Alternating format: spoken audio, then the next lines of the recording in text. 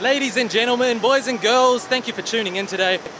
Recently, actually just last night, I was asked to do a video, a promotional video, about personal development and how it's helped me and got me to where I am today. And I kind of stopped for a minute and thought about it. It's like, it's ironic almost that I've been asked to do this video, because I remember it wasn't that long ago, probably about 2 years ago, I used to think personal development, self-help, and all those kind of topics were so cliche, they weren't for me and are just all a bit cringe. At that moment, I was really focusing on, professional development. Getting better at building, climbing the corporate ladder, getting pay rises, living a lavish lifestyle that's very all visually appealing with the fancy car and the nice apartment and, all the things that I thought mattered to, whoever in this world. That's what I was chasing. And it was the moment that I actually achieved it that I was like, well, now what? I tied my identity to that so closely that it's like, okay, well, I achieved the goal. Now, well, what does that mean? What's next? And you know what? I discovered it wasn't even for me.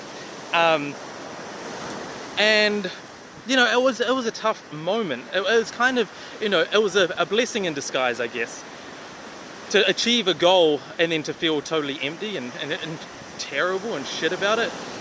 So I didn't know really what to do, but what I did do is I connected with people that were living these amazing lives, and it wasn't the visually appealing lives, it was the lives that they were so inspired to live and what was so meaningful to them, and in a way that they just loved their life. And I was almost envious of this, right?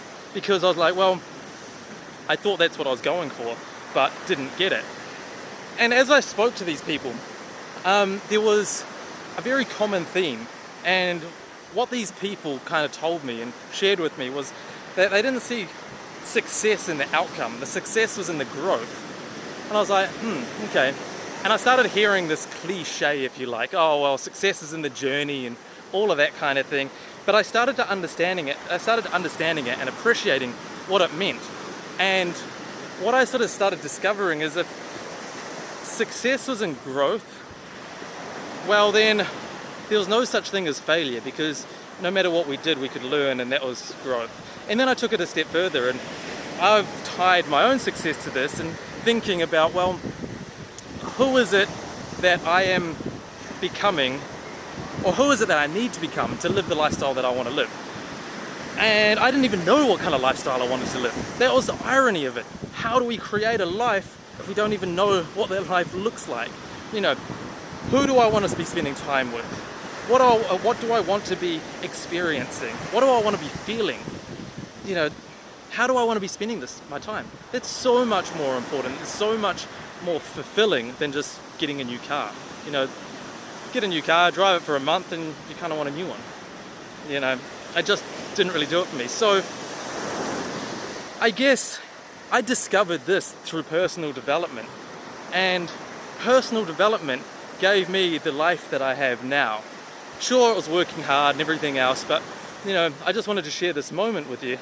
I stepped down. Look how amazing this beach. You probably can't see it because selfie camera. I'm here with my friends, Diamond Beach in Bali, in Nusa Penida.